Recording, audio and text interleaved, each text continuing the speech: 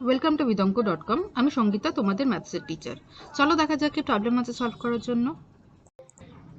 কুমারটুলির তিনজন মৃৎশিল্পী এক সমবায় ব্যাংক থেকে যৌথভাবে 1,00,000 টাকা ধার করে মৃৎশিল্পের একটি কারখানা স্থাপন করেন।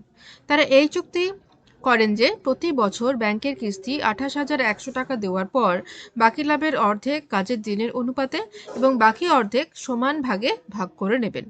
গত বছর তারা যথাক্রমে 300 দিন, 275 দিন এবং 350 দিন কাজ করেছেন এবং মোট লাভ হয়েছে 1,39,100 টাকা। কে কত টাকা পেয়েছিলেন হিসাব করে লেখো। ওকে, তো ব্যাংক থেকে ওনারা কত টাকা ধার করেছিলেন 1,00,000 টাকা, সেটা এখানে আমাদের ইম্পর্টেন্ট নয়। ইম্পর্টেন্ট হচ্ছে যে কত টাকা লাভ হয়েছে এবং সেই লাভের যে অংশটা সেটা কিভাবে বন্টন হয়েছে।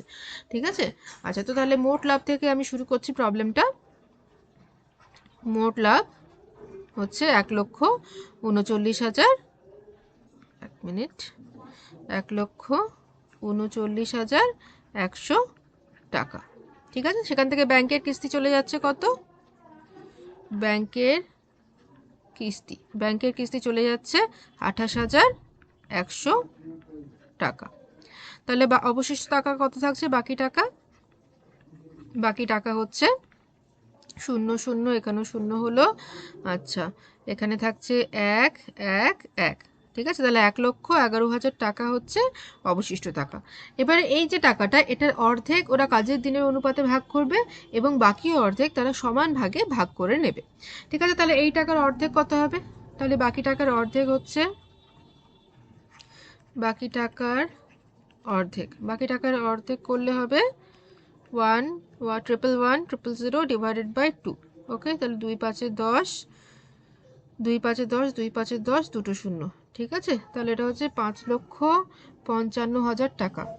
না, 5 লক্ষ, এক মিনিট, এটা হচ্ছে 55,500 টাকা। 55,500 টাকা। ঠিক আছে, 55,520, এটা হচ্ছে 55,500 টাকা। তো এই টাকার কি হচ্ছে, প্রথমে এরা কাজের দিনের অনুপাতে ভাগ করছে। তো কাজের দিনের অনুপাতটা বের করি। দিনের অনুপাত হচ্ছে 300। ঠিক আছে, 300 is to 275 is to 350।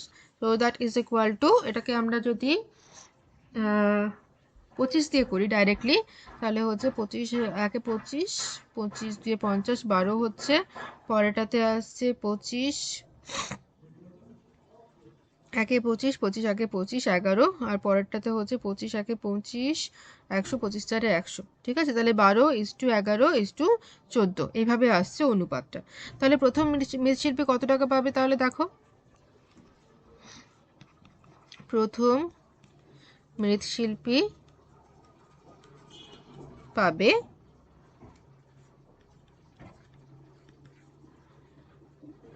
12/12 plus 11 plus 14, যোগ করো 3 আর 7 হচ্ছে, আর এদিকে হচ্ছে 3, তাহলে 37 ইন্টু এখানে 1,11,1,000।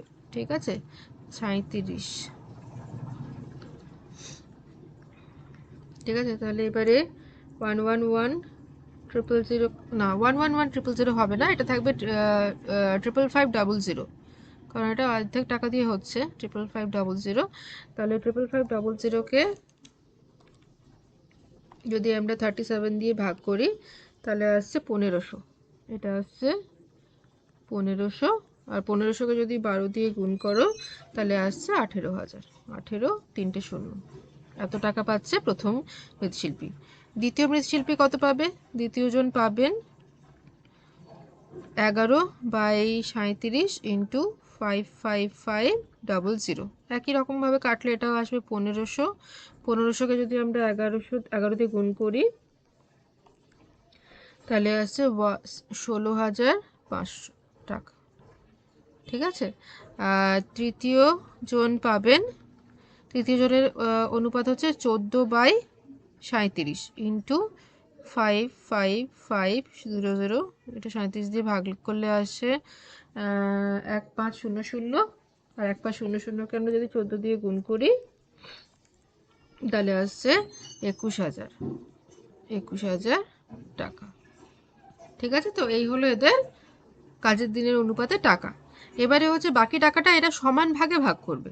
ঠিক আছে, তাহলে সব বাকি যে 55,500 টাকা সেটা যদি সমান ভাগে ভাগ করে, তিনজনে সমান ভাগে ভাগ করলে প্রত্যেকে কত পাবে? 3 দিয়ে ভাগ করে দেবো, প্রত্যেকে পাবে 55500 ডিভাইডেড বাই 3। ঠিক আছে, তাহলে 55500 ডিভাইডেড বাই 3 করলে কত আসে? 18,500 টাকা। তাহলে প্রথম মৃৎশিল্পী মোট কত টাকা পাবে তাহলে দেখা যাক। প্রথম জন মোট আয় হচ্ছে, উনি প্রথমে 18,000 টাকা কাজের দিনের অনুপাতে পেয়েছিলেন, আর এখন 18,500 টাকা ইকুয়াল ডিস্ট্রিবিউশনে পাচ্ছেন। তাহলে 18,000 প্লাস 18,500, তো এটা যোগ করলে আসে 36,500, 36,500 টাকা। ঠিক আছে, পরের জনে 16,500। দ্বিতীয় জন মোট আয় 16,500 কাজের দিনের অনুপাতে, আর ইকুয়াল বন্টনে 18,500। ঠিক আছে, তো 16,500 প্লাস 18,500 যোগ করলে হচ্ছে 35,000, উনি পাচ্ছেন 35,000 টাকা। আর তৃতীয় জনের মোট আয় হচ্ছে, উনি পেয়েছিলেন 21,000 টাকা, ঠিক আছে, কাজের দিনের অনুপাতে, আর এখন পাচ্ছেন 18,500 টাকা। তাহলে 21,000-এর সাথে 18,500 যোগ করলে আসছে 39,500 টাকা। ঠিক আছে, তো এই হলো ওনাদের আয়ের পরিমাণ। প্রথমজন পাচ্ছেন 36,500 টাকা, দ্বিতীয়জন পাচ্ছেন 35,000 টাকা, আর তৃতীয়জন পাচ্ছেন 39,500 টাকা। Okay, this is our answer. Thank you for watching Vidonko.com। অঙ্কের আরও প্রবলেম এবং সলিউশনের জন্য আমাদের ওয়েবসাইট অবশ্যই ব্রাউজ করুন।